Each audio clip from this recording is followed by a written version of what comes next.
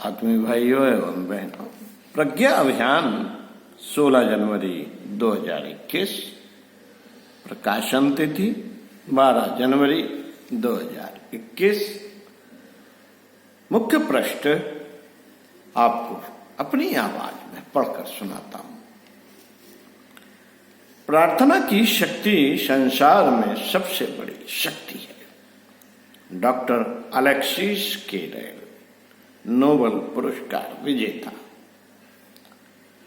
स्वामी श्री सवितानंद जी की पुस्तक स्तोत्र मंत्र का विज्ञान से साभार संकलित और संपादित।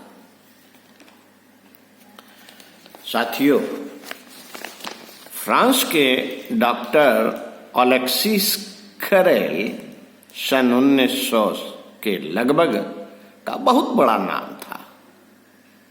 उनका एक रोगी बहुत धनी परंतु अनेक रोगों से पीड़ित था, मुख्यतः क्षय रोग से। उसकी तबीयत दिन पर दिन खराब होती जा रही थी। किसी का कोई फायदा नहीं हो रहा था, किसी दवा का कोई फायदा नहीं हो रहा था। वह उस समय की बात है जिस समय क्षय रोग पर कारक दवा का अनुसंधान नहीं हुआ था। एक दिन रोगी डॉक्टर से बोला, डॉक्टर साहब, मैंने ऐसा सुना है कि अपने देश में दक्षिण में परनीज पहाड़ की गोद में लूर्द नाम का गांव है। वह तीर्थ स्थान है। वहां एक झरना बहता है, वहीं एक सेवा भावी संस्था भी है। वहां जो कोई भी रोगी जाता है, उस सेवा भावी संस्था के सभी कर्मचारी उसके लिए मन से प्रार्थना करते हैं और फिर उस झरने के में स्नान करने के लिए कहते हैं। इससे वह रोगी निरोगी हो जाता है। मुझे वहां जाना है और आपको मेरे साथ चलना होगा। डॉक्टर केरेल एक समय के मस्तिष्क तार्किक पूर्णतः नास्तिक डॉक्टर केरेल एक समय के नास्तिक तार्किक पूर्णतः बुद्धवादी थे। इसलिए उन्होंने स्वयं जाने से मना कर दिया। इसके विपरीत उन्होंने एक रोगी को समझाने का, उस रोगी को समझाने का प्रयास किया कि ये सभी अर्थहीन व अंधविश्वास की बातें हैं। वहां जाने से कोई भी लाभ नहीं होगा, बल्कि इतने दूर के प्रवास से आपका स्वास्थ्य और भी अधिक खराब हो जाएगा। फिर भी उस रोगी ने पूछा, डॉक्टर, अब तक आपने मुझ पर इतनी दवाओं का प्रयोग किया, क्या उससे मेरे स्वास्थ्य पर कोई अनुकूल प्रभाव पड़ा है?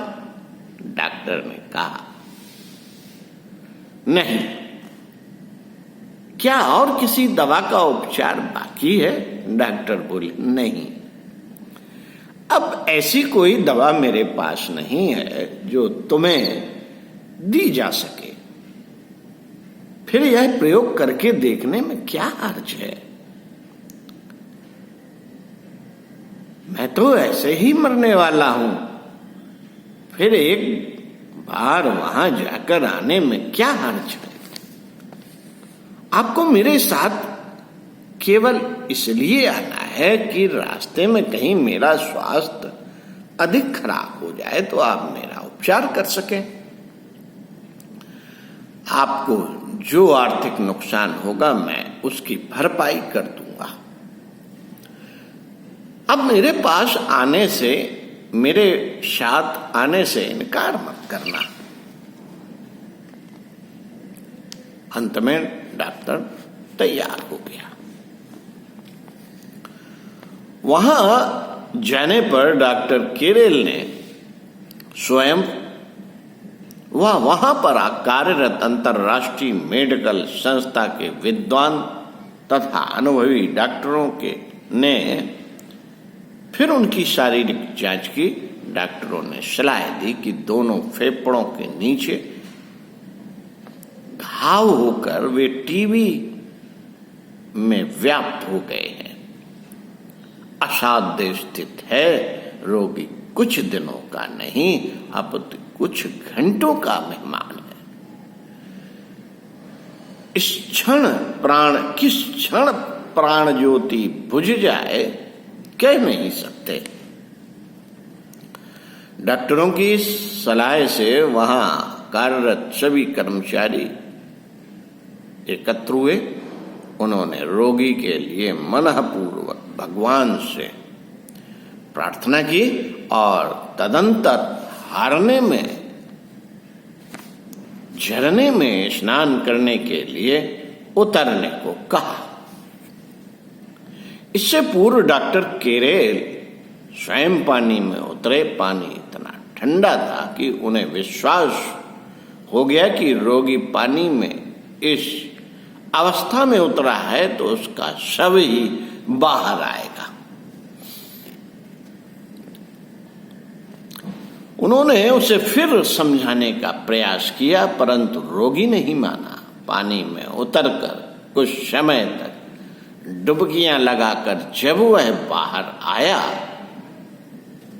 तो उसके शरीर में स्फूर्ति थी। उसे इस प्रकार बाहर आया हुआ देखकर डॉक्टर आश्चर्यचकित हो गए। फिर भी कुछ दिन डॉक्टर वहीं रहे। उनका रोगी स्वस्थ होने लगा। डॉक्टर को बहुत आश्चर्य हुआ, पर उनका बुद्धिजीवी वैज्ञानिक मन इस आश्चर्य को स्वीकार नहीं कर पा रहा था। उनको लगा इस झरने के पानी में कुछ औषधीय गुण होने चाहिए। डॉक्टर केरेला अनुसंधान के लिए पानी का नमूना लेकर अपने मेडिकल कॉलेज में वापस आ गए। कई प्रयोग किए, परंतु निष्कर्ष नहीं निकला कि कोई निरोग मनुष्य भी इस पानी में स्नान करने के लिए उतरे तो रोगी होकर ही बाहर आएगा। इतना दूषित पानी पर प्रत्यक्ष में उनकी वैज्ञानिक मान्यता के विरुद्ध सब कुछ घटित हो रहा था। उन्होंने वहां वह भी देखा कि वहां दिन भर में एक प्याला पानी प्रत्येक व्यक्ति पी रहा था। डॉक्टर करेल की वैज्ञानिक बुद्धि को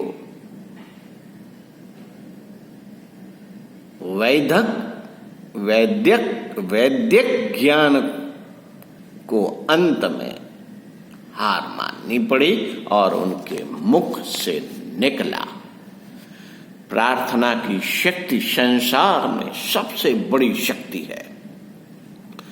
उनके सुख से, उनके मुख से श्रद्धा, प्रेम, आस्तिकता से भरे हुए इस वाक्य को सुनकर उनके अधीन मेडिकल का अध्ययन करने वाले विद्यार्थी, भावी डॉक्टर आश्चर्यचकित हो गए और उसके पश्चात इस वाक्य को उल्टा सीधा करके उसकी चर्चा वहां की शैक्षणिक संस्थाओं की दीवार लांघकर पूरे फ्रांस में फैल गई, क्योंकि डॉक्टर केरेल का फ्रांस में बहुत बड़ा नाम तथा दबदबा था।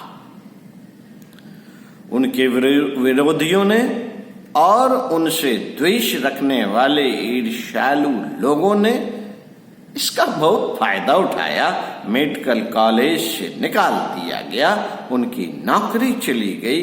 वे अमेरिका में आए, रॉकफेलर संस्था में नौकरी स्वीकार की और उन्हें मेडिकल के क्षेत्र में किए गए अनुसंधान के लिए नोबेल पुरस्कार भी मिला।